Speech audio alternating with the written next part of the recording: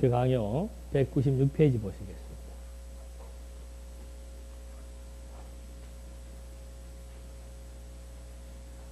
196페이지 위에서 네 번째. 이 율법은 위에서 말한 영적인 율법의 기능과 달리 강제력을 띠기까지 한다. 즉 형법과 처벌을 통해서 국가와 사회의 질서와 평화를 유지하는 것이다. 그래서 사람들은 형벌이 무서워서 죄를 삼가게 된다. 칼빈은 디모데전서 1장 9절로 10절 법은 옳은 사람을 위해서 세운 것이 아니요 오직 불법한 자와 쭉 읽어서 마지막에 끝에 보면 율법이 유대인들을 위한 몽학선생으로서 그리스도에게 인도하는 길잡이라면 이 정치적 사용을 위한 율법 역시 그리스도에게 인도하는 길잡이인 것이다. 네, 거기까지. 칼빈은 율법의 목적과 용도, 기능 등에 관해서 지난 시간에서 계속해서 지금 다음과 같이 얘기하고 있습니다. 첫째는 율법은 그리스도에게 인도하는 역할을 한다. 그러니까 율법의 목적은 잘 들으셔야 됩니다. 이거는 이제 대비해서 하는 거기 때문에 율법의 목적은 그리스도에게로 인도하는 인도자. 그래서 율법은 오직 그리스도를 증거한다. 그 명제는 맞죠. 율법은 그리스도를 증거한다라고 하는 그 명제는 맞습니다. 근데 이제 칼빈은 그리스도를 증거한다라고 했을 때 그 그리스도의 어떤 부분을 얘기하는가 하면은 사역적인 측면을 얘기하는 겁니다. 율법으로 말미암아 죄가 드러나게 해서 죄인인 줄 알고 절망감을 갖게 한다 그랬죠. 절망감을 갖게 하고 또 사회에서는 율법을 안 지키면 형벌을 받으니까 두려워서 지키도록 하는 그런 종교적인 기능, 정치적인 기능을 다 가지고 있는데 이게 전부 그리스도를 향하게 해서 내가 죄인이니까 내가 죄인이기 때문에 그 죄를 대속하고 그 죄를 용서하고 이 죄로부터 구원할 누구? 그리스도를 증거한다. 그런 맥락에서 지금 칼빈은 얘기를 하고 있는 겁니다. 그러나 우리의 입장은 그게 아니에요. 율법은 첫째, 율법이 있기 전에 하나님께서 아브라함하고 무슨 언약을 세웠습니까? 은혜 언약을 세웠죠. 은혜 언약이라고 하는 것은 아무런 조건 없이 무조건적으로 세우신 하나님의 언약이며 이 은혜 언약은 하나님이 지키시고 하나님이 다 이루어 주신다는 얘기예요. 그래서 아브라함에게 은혜로 약속하신 그 나라, 이 영원한 나라를 아브라함에게 약속을 했는데 그 약속은 반드시 이루어지게 돼 있다 그 말입니다. 그런데 오전에도 말씀드린 대로 어둠이 없으면은 빛의 농도나 빛의 가치를 판단할 수 없는 것처럼 이 은혜 언약으로만 가지고서는 이 은혜 언약의 은혜성의 농도와 가치를 판단할 수가 없는 거죠. 그래서 하나님께서 뭘 주었는가? 율법을 주신, 율법이라고 하는 것은 조건적이에요. 여기는 무조건적이기 때문에 은혜라고 얘기를 했고 율법은 조건적이기 때문에 행위 언약이라고 얘기한 거예요. 행위를 기준으로 해서 지키면 복을 받고 못 지키면 저주받는 거. 이것이 율법이라고 말입니다. 그 율법을 준 거예요. 그런데 율법을 이스라엘 백성들이 지킵니까? 못 지킵니까? 거의 못 지키고 살잖아요. 그래서 마지막 부분에 조금씩 지키게 하고 해왔지만은 하나님께서 율법을 지키지 못했음에도 불구하고 하나님은 그리스도를 통해서 어떻게 하는 겁니까? 아브라함과 세우셨던 이 은혜 언약을 뭐 하시는 거예요? 성취하신다 그 말입니다.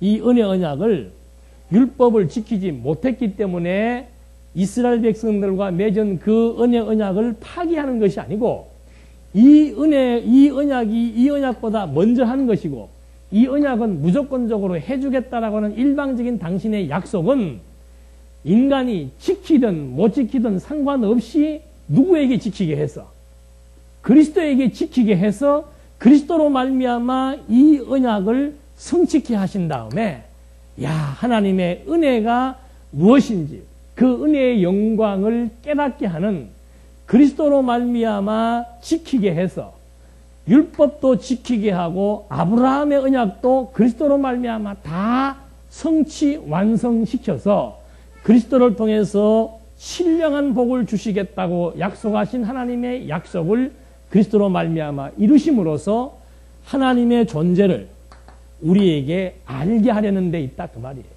그러니까 하나님이 어떤 분이신 줄 그리스도를 통해서 알게 하시되 그리스도로 말미암아 율법을 완성케 해서 하나님은 언약대로 인간이 지킬 수 없는 그 율법을 그리스도로 말미암아 완성해서 아브라함에게 세우신 이 복을 만민에게 주신다는 언약대로 이루시는 하나님의 은혜를 우리에게 드러내는 것이 율법을 통해서 그리스도를 증거한다라고 하는 성경신학적 의미이고, 칼빈은 뭔가 율법을 통해서 못 지키니까 죄가 되더라 그 말이죠. 죄된 인간들이 전부 두려워 떨고 있을 때 죄로 말미암아 구원받고 싶은 소망이 있을 거 아니냐. 그 소망을 갖도록 해주는 역할을 하는 것이 율법이다. 그래서 그 율법을 통해서 죄인인 줄 알고 그리스도에게로 나아갔더니 그리스도가 이 죄인들을 다 거머잡고 구원시켜 준 것이다. 그런 의미에서의 구속주로서의 그리스도를 설명하는 것과는 차원이 다르죠. 여기에서는 인간의 구속이 아주 쟁점화되고 있고, 여기는 하나님의 존재 증명이 쟁점화되고 있는 거예요. 각도가 다르죠. 그러니까 율법을 통해서 그리스도를 증거하는 그런 말의 의미가 인간의 구원을 위한 그리스도의 구속 사역에 초점을 맞추느냐, 하나님이 어떤 분이신자를 드러내기 위한 계시적 총체적이고 포괄적인 사역에다가 초점을 맞추느냐, 그건 결과가 완전히 달라지게 되어 있는 거예요. 그래서 율법이 그리스도를 증거한다라고 했을 때 율법은 행위 언약으로서 조건적인 겁니다. 인간이 지킬 수 없는 거예요. 그럼에도 불구하고 하나님은 왜 인간을 구속했는가? 왜 인간에게 복을 주셨는가?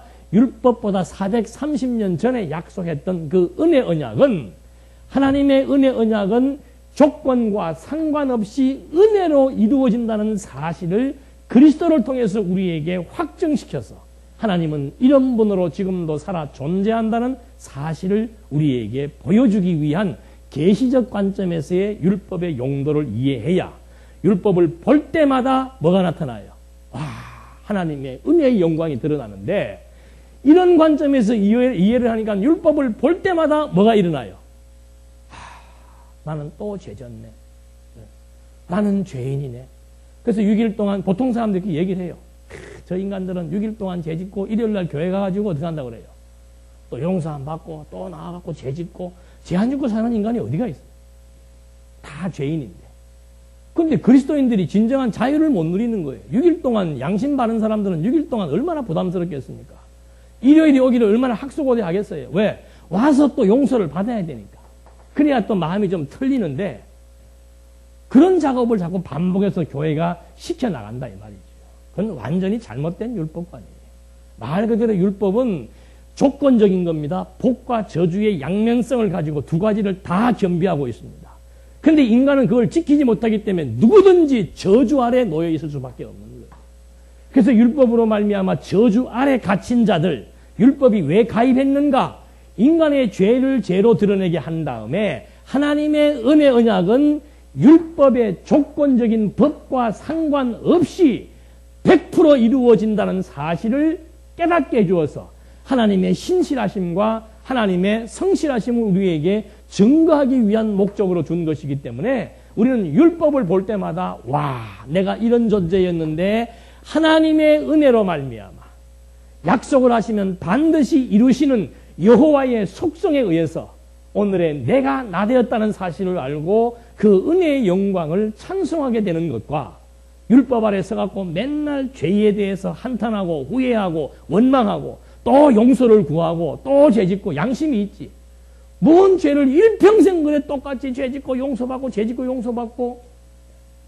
그런데 신앙생활 한 20년쯤 하다 보면 뻔뻔해지든가. 왜? 그건 한 20년 해보니 매일 그제가 그제고 뭐 할 사람이 그다음부터는 뭐 지어도 안 지은 건지 지은 건지 안 지은 건지 구분도 안 가고. 예. 늠름하잖아요. 그럴 필요가 없다 그 말이에요. 그래서 율법 갖고 자꾸 사람을 얽어맨다라고 하는 거, 그건 완전히 잘못된 거죠. 이렇게 칼빈이 율법을 이렇게 규정하는 이유는 칼빈이 법률학을 전공해서 그래요. 법률학. 혀가 이렇게 합니다. 법률학. 법률을 전공한 사람이니까 법이라고 하는 것은 무엇을 위해 필요하다 그랬습니까? 사회 질서를 위해 필요한 거예요. 사회 정의를 위해 필요한 거예요. 그런 개념으로 율법을 딱 바라보니까 율법은 종교적인 기능으로서 그리스도에게 인도하는 역할도 하지만 이 세상에서 죄짓고 범죄하는 자들로 하여금 두려움에 떨게 하고 나중에 너 이러면 심판받는다라고 하는 공포심을 유발해서 사회의 안녕과 질서를 유지하는 정치적인 용도로서도 필요하다 이렇게 말하죠. 아니에요. 사회는 사회법으로 움직여 나갑니다. 아니 사회에서 죄 짓는 사람한테 교인이 가가지고 십계명 해보니까 당신 이렇게 하지 말라고 그랬는데 하면은 너나 잘해라 그러지. 그게 어떻게 적용이 되겠습니까? 그러니까 사회의 정의를 찾기 위해서 율법이 주어진 게 율법은 완전히 계시예요. 율법은 사회나 국가의 일반적인 법률적 개념하고는 완전히 다른 하나님의 존재를 우리에게 알리기 위한 용도로서 율법이 주어진 것이지 어떤 사회의 질서를 잡고 교회의 질서를 잡고 가정의 질서를 잡기 위해서 율법을 주신 게 아니라 이 말이에요. 이제 무슨 말인지 아시겠죠? 율법의 기능이 정죄와 사죄 기능이 있고 그 정죄와 사죄 기능에 따라서 복과 저주가 주어지는데 인간은 이걸 지킬 수가 없는 거예요. 그래서 그리스도를 통해서 율법을 완성시키신 이유가 뭔가? 이 언약을 성취하기 위해서. 그래서 그리스도를 보내어서 율법 아래 보내어서 율법을 완성시키고 율법을 완전히 성취하신 다음에 이 은혜 언약을 함께 이루시게 해서 하나님은 진짜 약속대로 이루시는 신실하신 분이구나. 이 사실을 깨닫고 하나님 경외하며 살게 하기 위한 이 신지식의 목적이 있죠. 지난 시간에 읽어드릴 때 출애굽기 20장 읽어드렸잖아요. 십계명이 나오기 전에 무슨 말이 나왔는가? 나는 너희를 애굽의 종되었던 집에서 구출하여 낸 하나님 여호와라다. 그거 알게 하기 위해 지금 율법을 준다 그러잖아요. 그 말이 무슨 왜 이스라엘 민족을 애굽에서 구출해 낸 겁니까? 하나님의 언약 때문에 그런 거예요. 아브라함과 세운 언약 때문에 그 언약을 이루실 때가 참에 이스라엘 민족들을 해방시키고 해방시킨 그 역사의 의미를 율법을 통해서 설명해 주려고 하는 그런 하나님의 의도가 출애굽기에 나와 있는 것처럼 율법이라고 하는 것은 종교적인 특히 하나님의 존재 계시를 드러내기 위해서 율법이 주어진 것이지 오늘 우리를 공포심에 두려움에 아니면 교회생활 잘하게 하기 위한 도덕적 관념에서 율법이 주어지는 것이 절대 아닌 것이 너무도 분명한 거죠. 그래서 지금 바울은 여기에서 디모데전서 1장 9절로 10절 말씀을 인용해서 사회 질서 유지를 위한 법이라는 차원을 지금 증거하려고 하는 겁니다. 한번 읽어보시겠습니다. 법은 옳은 사람을 위해서 세운 것이 아니요 오직 불법한 자와 복종치 아니하는 자며 경건치 아니한 자와 죄인이며 거룩하지 아니한 자와 망령된 자며 아비를 치는 자와 어미를 치는 자며 살인하는 자며 음행하는 자며 쭉 나가다가 거짓말하며 거짓 맹세하는 자와 기타 바른 교훈을 거스리는 자를 위함이니 이에 근거하여 이 강제력을 띤 의가 인간 공동체의 삶을 위해서 꼭 필요하다. 그러니까 율법이라고 하는 것은 쉽게 얘기하면 뭐예요? 누구 때문에 율법이 필요한 겁니까? 범죄자들 때문에 율법이 필요하다 그 말이죠. 그래서 범죄자들로 하여금 뭐 하지 않게 하기 위해서 죄를 더 이상 짓지 않게 하기 위해서. 맞아요, 틀려요, 보니까. 성경 해석할 때요, 제일 위험한 게 맥락적 이해 없이 부분 떼다 놓으면은 맞잖아요. 법은 누구를 위해 있는 거예요? 옳은 사람을 위해 있는 것이 아니고 범법자들을 위해서 법이 존재하는 겁니다. 그러니까 범죄 행위를 하는 사람들 때문에 우리는 지금 뭐 다니다가도 순경들 봐도 아무도 안 무서워하잖아요. 교통위반 할 때나 보면은 끔찍끔찍 놀래지. 그 외에는 놀랄 일이 없잖아요. 왜? 뭐 범죄하는 게 없으니까. 그러나 죄인들은 순경 보면 어떻게 해요? 숨잖아요. 그래서 율법이라고 하는 것은 범죄자에게 필요한 것이지 죄 짓지 않는 사람들에게는 필요 없다라고 하면서 여기에다가 뭘 열거한 거예요? 죄를 열거한 거예요. 근데 여러분 가만히 보십시오. 우리 거짓말 해요, 안 해요? 거짓말 밥 먹듯이 하잖아. 그리고 여기에 해당되는 사람, 해당 안 되는 사람이 있습니까? 뭐 여러 가지 많지요. 뭐 경건치 아니한 것도 마찬가지고 복종치 아니하는 것도 많고 맹세하면 거짓 맹세할 때도 많고, 그 다음에 바른 교훈을 거스릴 때도 많고, 허다하게 우리도 여기 지금 예속되는 거예요. 그러면 율법이라고 하는 용도가 바로 뭔가? 강제력을 띈 것이다. 그 말이죠. 강제력을 띄어가지고 인간 공동체의 삶을 위해서는 심지어 믿는 성도들까지도 이들의 성화의 성령을 결핍하고 있는 한 이와 같은 법적 제재를 받는 것이 유익하다. 그러면 성령의 성화의 제재는 따로 있고 그 제재받지 않는 부분은 율법으로 다스리고 받는 부분은 그냥 은혜로 다스리고 그렇게 하는 겁니까? 그렇다면 성도들에도 율법이라고 하는 것이 계속해서 뭘 가할 수 있다는 얘기예요? 제재를 가할 수 있다는 얘기죠. 그러니까 법 어기면은 뭐가 되는 거예요? 범법자가 되는 거예요. 그래서 다시 또 주님 앞에 나서 또 뭐 해야 됩니까? 죄를 빌어야 되는 거예요. 근데 성경의 이론은 이미 이거 다 그리스도의 속죄함으로 말미암아 과거, 현재, 미래 그걸 영원이라고 얘기하잖아요. 영원한 속죄 제사를 그리스도가 다 이뤘다라고 했는데 율법의 제재 기능이 아직도 살아있기 때문에 또 율법의 제재 기능에 들어오게 되면은 또 주님 앞에 가서 또 용서를 구해야 되는 어처구니 없는 일들이 지금 발생하는 거란 말이에요. 이거 어떻게 해결해야 되겠어요? 근데 그 11절 한번 보십시다. 여기에는 없는데 1장 11절 읽어드릴게요. 오직 너 하나님의 사람아 이것들을 피하고 의와 경건과 믿음과 사랑과 인내를 쫓으며 믿음의 선한 싸움을 싸우라. 영생을 취하라. 이를 위하여 내가 부르심을 입었고 많은 증인 앞에서 선한 증거를 얻었다. 이것은 율법의 제재 기능을 설명하는 게 아니에요. 하나님께서 불의한 인간에게 뭐가 나타났습니까? 하나님의 의가 나타나서 우리는 다 어떤 인간이에요? 불의한 인간이에요. 불의한 인간을 불의하다고 소개해주는 방식이 뭐예요? 율법을 가입시킨 거 아닙니까? 율법 앞에 쓰니까 야 진짜 나는 불의하고 불법하고 바른 교훈 거스리고 못된 속성을 지닌 죄인이구나. 그거 깨달았잖아요. 불의한 율법 앞에서 불의한 인간임을 알게 하신 다음에 뭐가 나타난 거예요? 하나님의 의가 나타났어. 율법 아래 죽은 우리들, 율법의 저주를 받아 죽은 우리들, 형벌받은 우리들을 하나님의 의가 나타나서 그 형벌을 자신이 대신 받아서 율법 아래에 있는 자들을 다 뭐예요? 값을 지불하고 끄집어낸 거라 그 말입니다. 그 과정을 지금 바울이 설명을 하는 거지.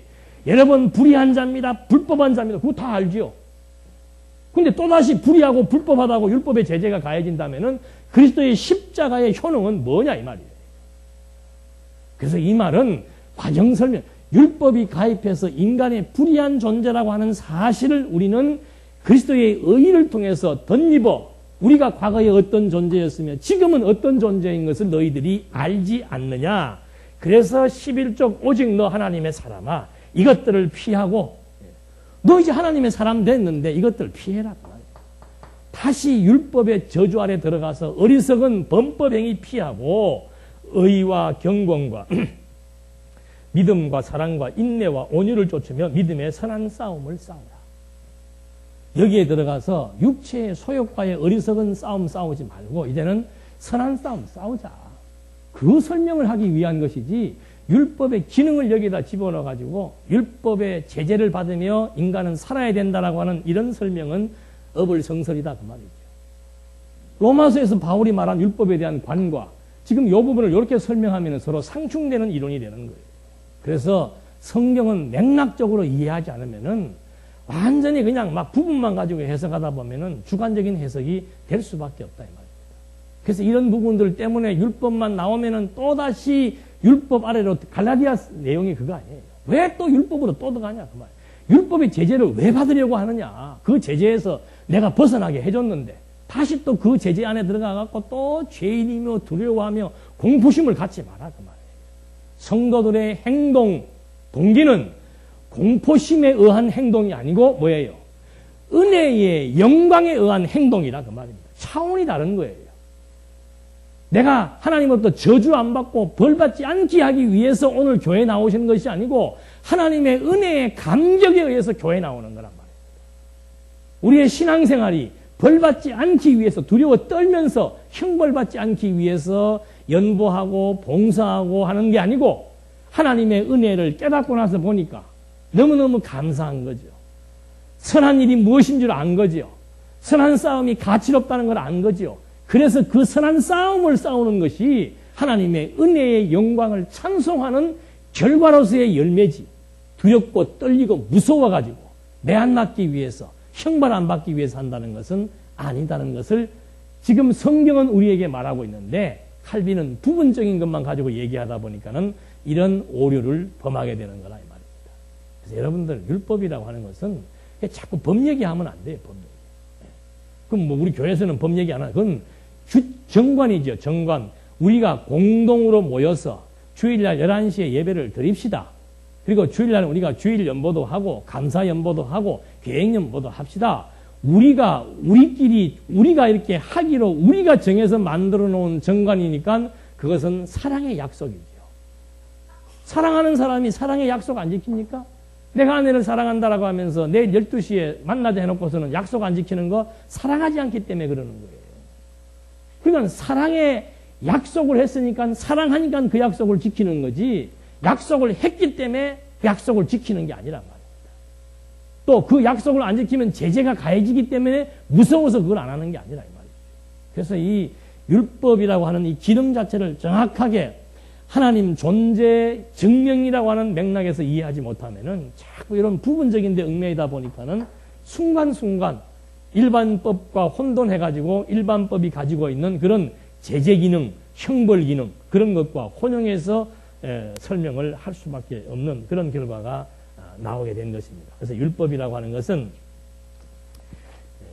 사회 질서를 유지하기 위한 그런 것도 아니고, 정말 율법은 우리를 두려워 떨게 해서 무서워서 하나님의 법을 지키게 하는 그런 차원도 아니고, 율법은 말 그대로 율법은 그리스도 증거입니다. 이게 계시적인 차원이죠. 율법은 그리스도 증거하는 거죠. 그러니까 여러분들 성경 보면 기가 막혀요. 예수님도 그러나 내가 온 것은 율법을 폐하려 온 것이 아니고 율법을 완전케 하기 위해서 내가 왔다. 야, 이 바리새인들아, 너희들이 어떻게 율법을 이룰 수가 있느냐? 너희들이 어떻게 율법을 지킬 수가 있고 율법을 완성할 수가 있느냐? 독사의 자식들아. 예수님도 말할 때는 무섭게 해요. 독사의 자식들아. 너희들이 무슨 율법을 완성한다면 내가 율법을 완성하러 왔다. 세상에 의인은 한 명도 없나니 나 외에는 율법을 지켜서 완벽하게 하나님의 의를 이룰 자가 나 외에는 없다. 그래서 예수님이 오셔가지고는 율법을 완성하시잖아요. 하나하나 완성하시잖아요. 거짓말하지 않습니다. 오른 눈이 범죄하면 오른 눈을 빼겠다고 선언을 했습니다. 뭐 온갖 율법의 작은 조항이라도 완전히 다 당신이 믿음의 행위를 지금 보여주고 있잖아요. 본을 보여주고 있잖아요. 그래서 예수님은 정말 욕심 없이, 예수님은 정말 사심 없이, 예수님에게는 악한 마음이 없이, 정말 율법의 1.1획도 어김이 없이 완벽하게 십자가에서 당신의 목숨을 제물로 드리면서까지 다 이루시고 운명하신 거라 그 말입니다. 그래서 그 율법의 무시무시한 저주, 죄책감, 죄의식, 거기로부터 그리스도의 이 십자가의 공로, 율법을 완벽하게 성취하신 그 사역에 의해서 우리는 여기에로부터 뭐 얻은 거예요? 해방받아서 자유함을 얻은 거예요. 그러니까 또 자유를 또 혼용해가지고, 그래, 그러면 내 멋대로 살지. 그러니까 우리의 행동 원리라고 하는 것은 율법의 공포심에 의해서 행동하는 것이 아니고 자유에 의한 감동이에요. 감동. 여기로부터 벗어난 은혜의 감격. 은혜를 생각할 줄 아는 사람은 마음에 감사함이 넘친다 그랬지요. 그런 감사함이 스승의 날 선생을 찾게 되고, 그런 감사함이 선배를 찾게 되고, 그런 감사함이 부모를 찾게 되는 것이지, 내가 부모의 유산을 받기 위해서, 스승의 귀여움을 받기 위해서, 내가 크기 위해서, 한자리 하기 위해서 그런 발로에 의해서 조건적인 선물을 하는 것이 아니고, 조건적인 행동을 하는 것이 아니고 완전히 은혜에 대한 감동이에요. 스승의 은혜를 생각하니 막 눈물 겹도록 감동하는 거죠.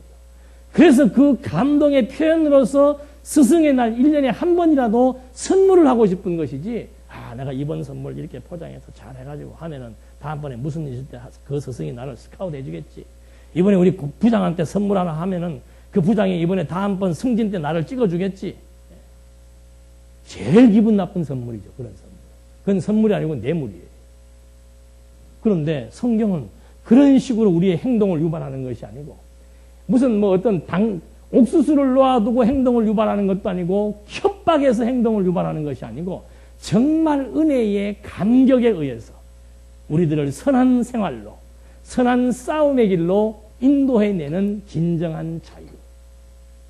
그게 율법으로부터 해방된 자들이 누릴 수 있는 만끽할 수 있는 자유로운 삶이다. 그 삶은 사랑의 포로가 되는 거예요. 또 오전도 제가 그런 말씀드린 대로 뭐 성령이 다 하시니까 나는 여기서 가르치는 것만 하면 끝납니다. 그러니까 뭐 그다음 뭐 우리도 마찬가지. 당신은 내한테 잔소리하지 마라. 부모의 제 역할이 가르치는 역할이다 그 말입니다. 여러분들을 깨닫게 하는 역할이 아니고 가르치는 역할을 충실하게 해야 되죠. 가르치는 자가. 예? 가르치는 사람이 가르치는 역할을 충실하게 해야죠. 집사가 집사의 일을 충실하게 해야 되고 권사가 권사의 일을 충실하게 해야 되고 아버지가 아버지로서의 역할을 충실하게 해야 되고 자녀는 자녀로서의 역할을 충실하게 해야지. 설교 말씀 들으니까 하나님이 다 하신다고 그러더만 아버지가 왜 나한테 잔소리를 해? 왜 일찍 들어라 늦게 들어라 그래야? 하나님이 알아서 할 텐데. 당신이 왜 내한테 잔소리야? 내가 알아서 할 텐데. 그러면 각자 사시라 그러잖아요. 각자. 자기 좋은 대로 각자 살아요. 아니 가정이라는 울타리를 하나님이 왜 맡겨두었어요? 가정을 하나님이 뭐하러 만들어요? 가정 없이 섭리하듯 할 수 있는데 하나님께서. 역할 분담이 돼 있으니까 남편과 아내가 있으니까 남편과 아내에 의해서 자식들이 만들어져서 여기서 가족이라고 하는 시족에 하는 혈족이 구성되는 거 아니에요. 자기 위치의 역할이 있지요. 왜 아버지가 자식에게 훈계를 못합니까? 왜 자식이 잘못된 길로 가는데 어머니가 그걸 보고 훈계를 못하냐 그 말이에요. 하나님이 어머니의 입술을 통해서 아버지의 삶을 통해서 어머니의 훈계를 통해서 자식을 바로잡도록 하나님께서 그렇게 역할을 맡기신 거라. 그것까지 우리가 이해를 해야 제대로 이게 지금 정리가 되어야 되는 거예요. 하나님이 하신다는 게 그다음부터는 말도 못하게 하나님이 다 알아서 하시는 거예요. 그래 그럼 네 하나님 네가 믿고 네 알아서 살아라. 그렇잖아요. 그래 하나님 네 하나님 네가 믿고 네 알아서 독립해서 살아라 그래요. 철저하게 역할 분담입니다. 따끔하게 교육해야죠. 하나님이 나로 하여금 교육 부모로서 정당한 치리를 하도록 만들어 주었는데 뭘 하나님이 알아서 하신다고 가만나. 헷갈리시면 질문 지금 하십시오. 뭐야? 하신다는 거야? 안 하신다는 거야? 그렇게 오해가 됩니까? 하나님께서 진리의 말씀으로 가르치는 자를 세워서 가르치게 해서 깨달을 자 깨닫게 하고 못 깨달을 자 못 깨닫게 한다 그 말이에요. 이제 아시겠죠? 그러니까 여기에 서 있는 사람은 자기의 역할 충실하게 담당해야 되죠. 열심히 가르치는 일에 전념해서 하나님의 그 비밀을 하나도 착오 없이 하나도 빠뜨림이 없이 정확하게 가르치는 일을 담당해야 되는 거죠.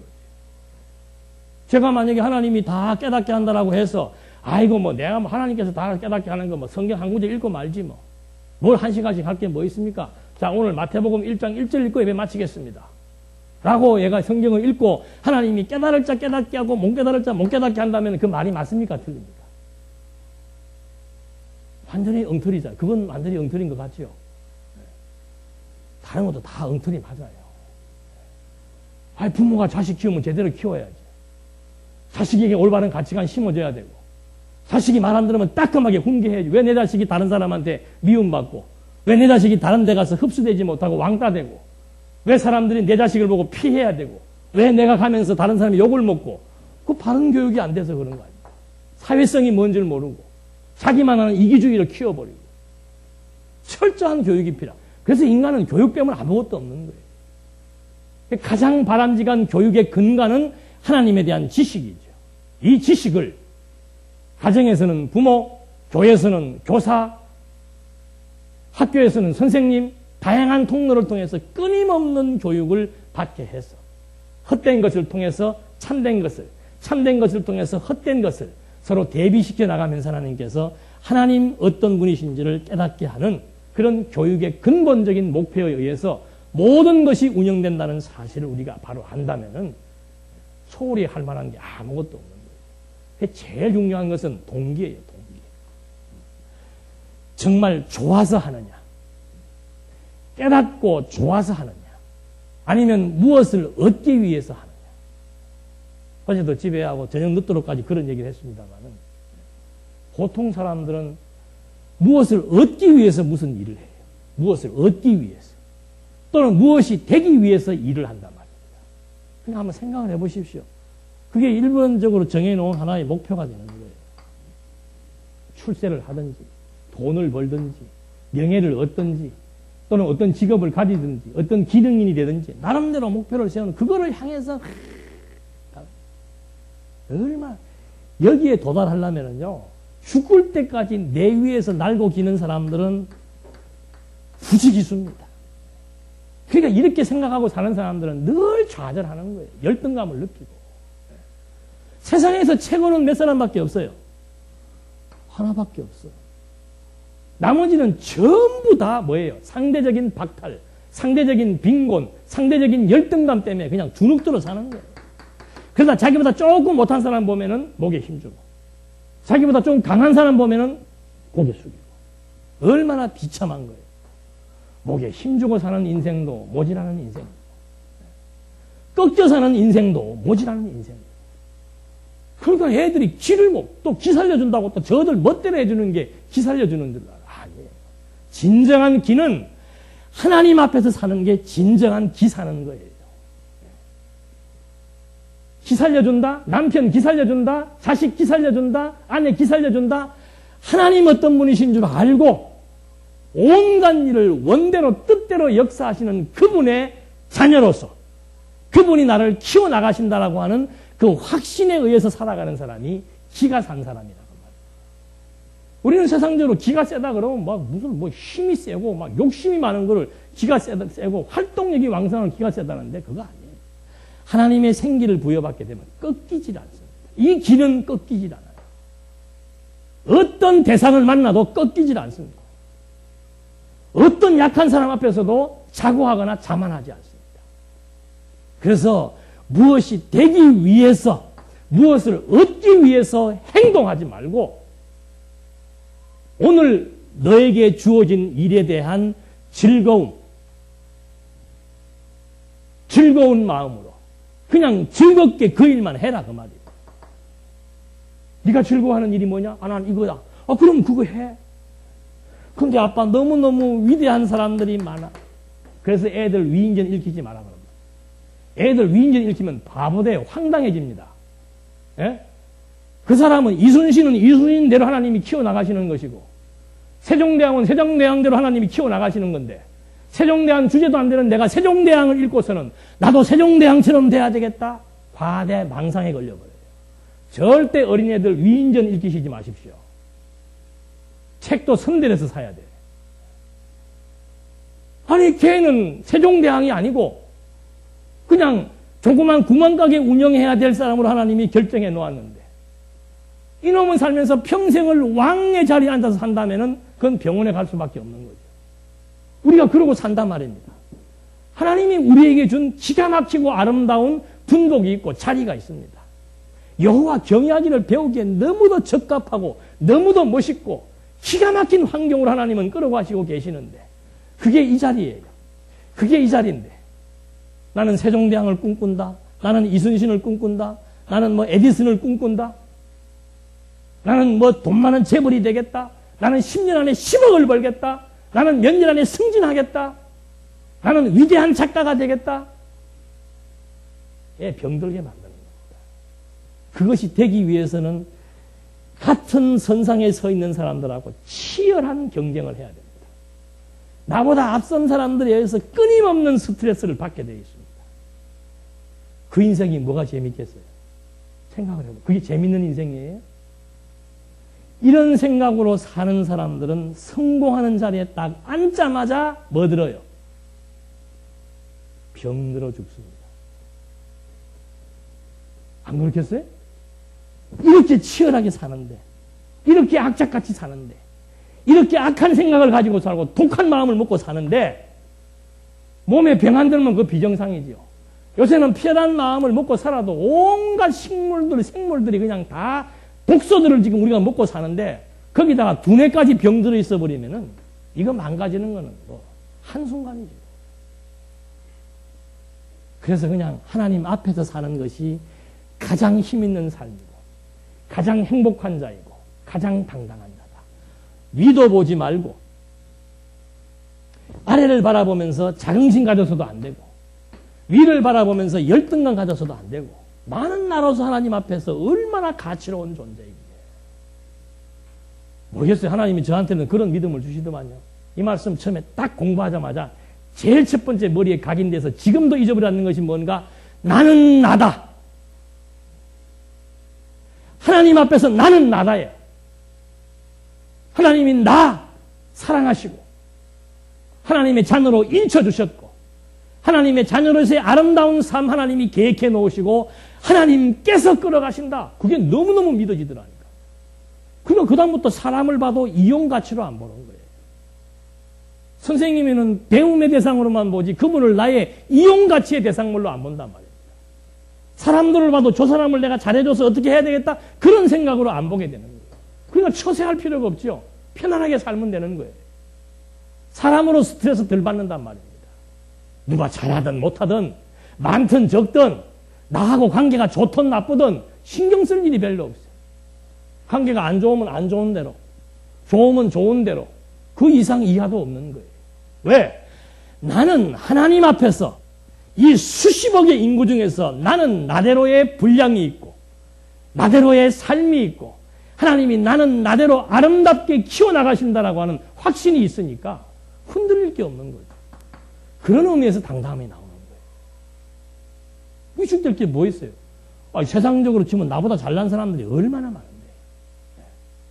뭐 지금도 뭐 엄청나게 많죠. 그 사람들 쳐다보면서 아이고 해봐야 불신자들의 생각이죠. 바른 교훈을 거스리는 자들의 생각이라고 말이에요.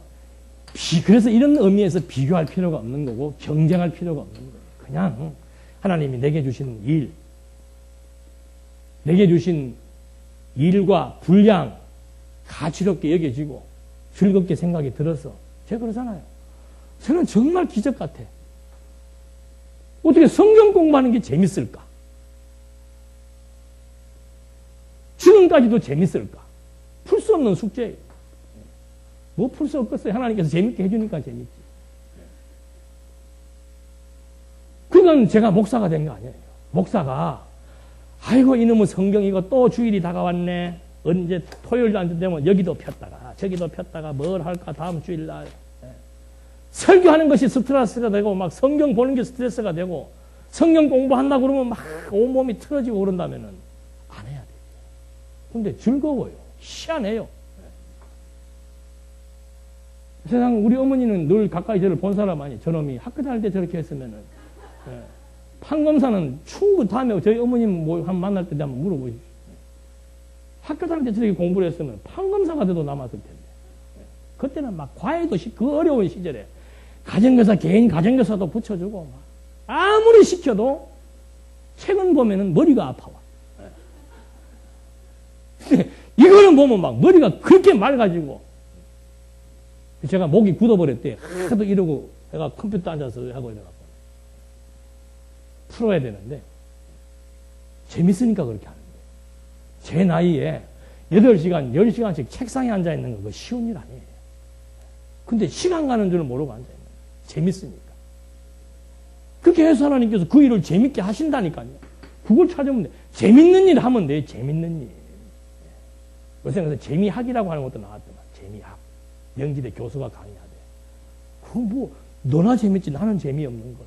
근데 그 사람 강의는 뭔가 다 재밌었는데 다. 뭐가 재밌어요? 나한테 재밌는 일이 있다니.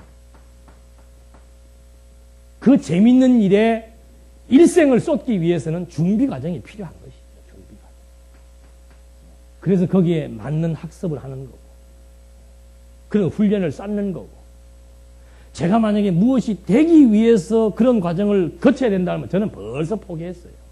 어떻게 하루에 10시간씩 공부를 합니까? 못하죠. 이미 너는 하루에 10시간씩 몇 년을 해야 목사가 된다? 그러면 저는 안 했죠. 아무런 제약 조건이 없었고 목사가 되기 위한 것도 아니었어요. 그냥 신학교 들어가서 목사 되려고 들어갔다가 신학교 다른 데로 옮기면서 목사 관두겠다고 그만두고 이 공부를 시작한 거예요. 그러니까 목사 되기 위해서 공부한 거 아니라니까. 해서 공부하니까 재밌고 좋았다. 공부하고 나니까 일터가 없다. 그러면 안 하면 되고. 얼마나 편해요. 목회는 하고 싶은데 목회지가 없다. 안 하면 되는 거예요. 누가 답답하겠어요. 하나님께서 나 같은 걸 통해서 목회를 하시겠다는 계획이 있으면은 안 하면 하나님이 답답하죠. 내가 답답할 게 뭐예요. 어떤 분들은 뭐 하나님의 부름을 거절하면은 또 이거 안 된다 그래. 하고 싶어서 해야 되지. 하고 싶어서. 하나님이 그 일을 시킬 때는 하고 싶은 마음과 열정을 주어서 하게 하시지. 하기도 싫고 나는 아무 생각도 없는데 우리 할머니가 그냥 나는 생각지도 않은데 우리 할머니가 하나님 앞에 서원해가지고 우리 손주는 목사로 키워주십시오. 바보 같은 사람이나 그런 서원기도 넣고 목회하는 거예요. 그거 어떻게 목회를 하려고 그래, 피곤해서? 예? 힘들고 피곤해서 어떻게 하냐 이 말이에요. 열심히 자기 할 일 한 거예요. 즐겁고 기쁘니까 좋아서 열심히 한 거예요. 하다 보니까 지금 여기 있는 거예요. 제가 뭐 1년 전이고 5년 전이고 무엇을 꿈꿔본 게 없다니까요. 지금도 꿈꾸는 거 아무것도 없어요. 그냥 사는 거예요, 하루하루. 살다 보면 만사를 뜻대로 섭리하신 하나님께서 계획해놓은 일이 있고 계획해놓은 길이 있으니까 하나님께서 가게 하시는 대로 가면 될 거 아니에요. 제 인생길 들으니까 쉬워 보이죠. 그래, 그러고 됩니다. 여러분도 그렇게 하시면 된다니까. 근데 그 길을 걸어오면서 아시는 분은 아시겠지만 얼마나 많은 어려움들이 있었습니다.